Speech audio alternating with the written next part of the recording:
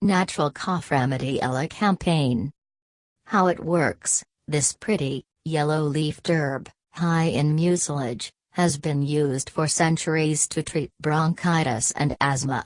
It is an expectorant, blocks the cough reflex, is antifungal and soothes the bronchial tube lining, according to Siani. Elecampane hasn't been well researched as a cough remedy, but a 1999 Louisiana State University, Baton Rouge scientific study showed significant activity against Mycobacterium tuberculosis, a serious lung infection.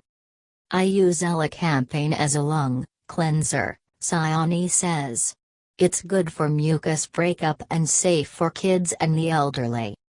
Forms of herbal cough remedy: capsules, tincture or tea. Dosage: for an infusion, combine 1 cup of cold water with 1 teaspoon of the shredded root.